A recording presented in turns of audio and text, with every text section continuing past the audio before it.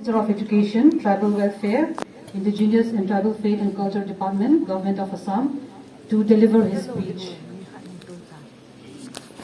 Everyone, my colleague, Minister Srimati Nandita Carlosa, Secretary to the Government of Assam, Srimati Assam Mia, Deputy Commissioner of the Mahasal District, Srimati Najin Ahmed, and respected SP of the Mahasal District and all other dignitaries present here.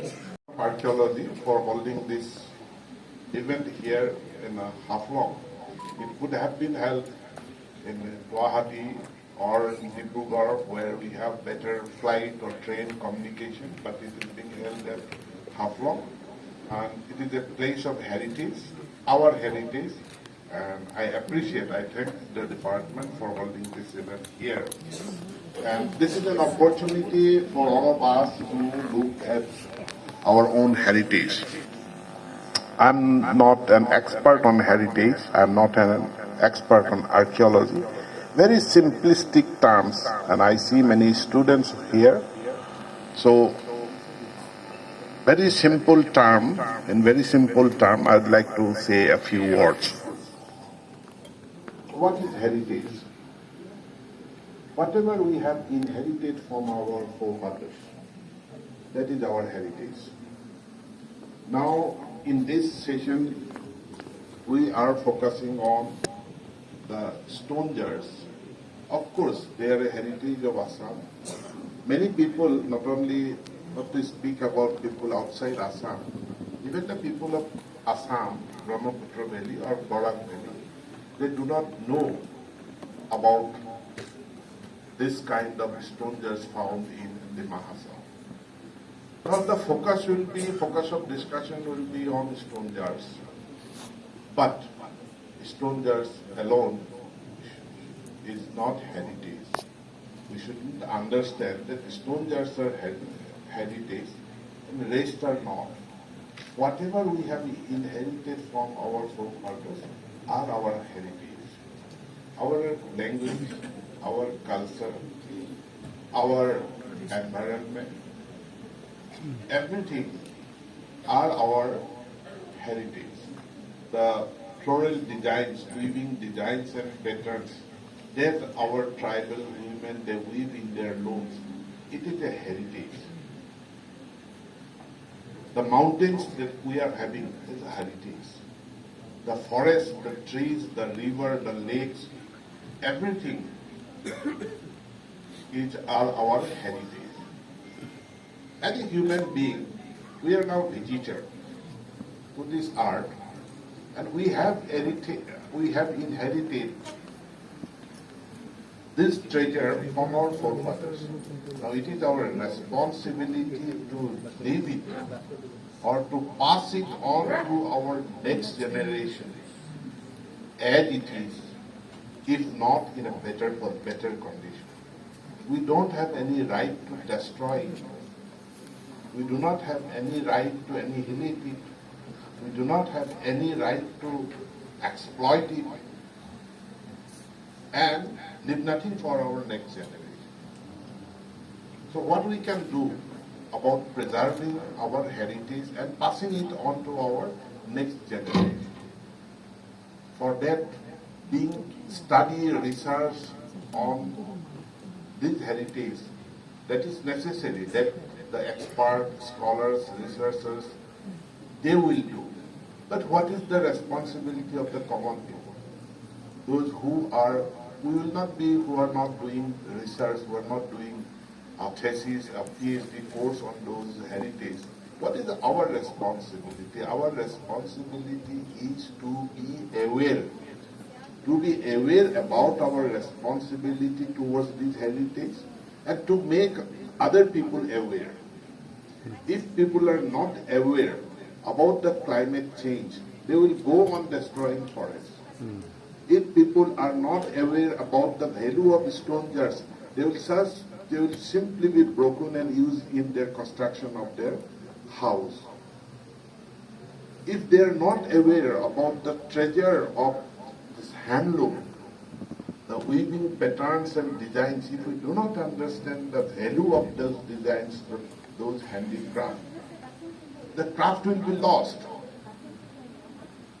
Every day on earth, languages are dying. If we do not know the value of these ethnic minority languages, the hidden knowledge, that is the knowledge that is there in those languages, if you allow in the advent of modernism, English education, westernization, need for commercialization, need for higher education, if we allow our own language to disappear, along with the language, the knowledge system will be lost. An information system will be lost. History will be lost. History will be lost. Traditions will be lost. And once lost, these cannot be discovered. A few days back, I was reading something about the traditional folk dance and this rhymes of the Naga tribes. They had a rich collection, but because of many other things, this have been lost. Even in my tribe also, we had a class of people who were known as traditional priests. They are called Miri. And right now, suddenly we have discovered, right now we don't have a single Miri person, that is the traditional priest person, living.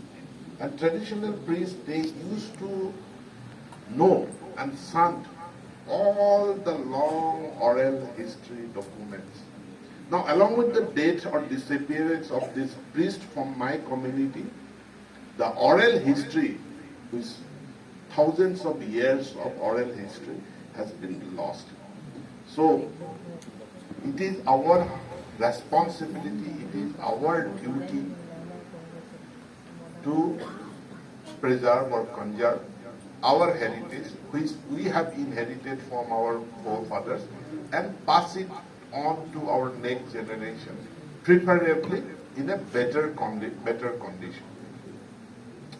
Last 15 August, Prime Minister, while addressing the nation, he made 5 appeals to the citizens of this country. And that is now popularly known as Pansapran. The 5 pledges. What are the 5 pledges appealed by our Honorable Prime Minister?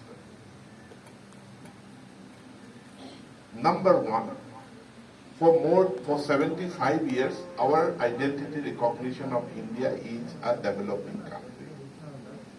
How long we will continue to be a developing country, and when we will become a developed country?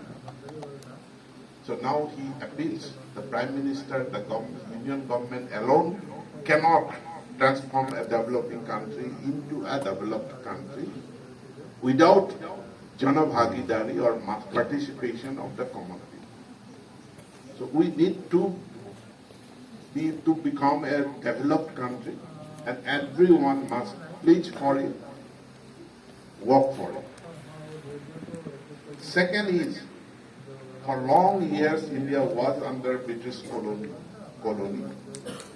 And that mindset, the colonial mindset, is still in our blood and flesh. We have to set off that mindset. We are a free country, we are an independent country and capable country. We are a country which is advancing in every sphere in this COVID pandemic. More than 100 countries, we supplied the vaccine. That is our essence. That colonial, that we are inferior to the Western countries, we are inferior to America, we are inferior to China, that mentality we should set off. The third appeal he made is on heritage. We must recognize our roots. There was a time Now things have much improved in Assam. There was a time, even the tribal people, they used to feel shy to give their own identity as tribal. There was a time where some non-tribal people used to laugh at or look down at the tribal people. But that is gradually disappearing, and the tribal people or the backward people, now they are proudly coming out and saying, "Garv se kaho jaisa." We are tribal people. What is the harm of what is there something derogatory to being a tribal? Remember, now we are to get more and more pride in our identity. And we are the most lucky and unfortunate people on earth, the tribal people or the indigenous people, be it in South America or South Africa or India. We are the most fortunate people. Northeast as a whole, I used to say, it is a living museum of anthropology. It is a living museum of languages. It is a living museum of ethnicity. And we are the proud custodian of that treasure of art. So this recognizing, strengthening our own identity, our roots, heritage, this was Prime Minister's third appeal. We have diversity, but we have unity. India is one country. Divided, we cannot become Vishwaguru. Divided, we cannot become a developed country. We need to be a developed country, and for that we need unity.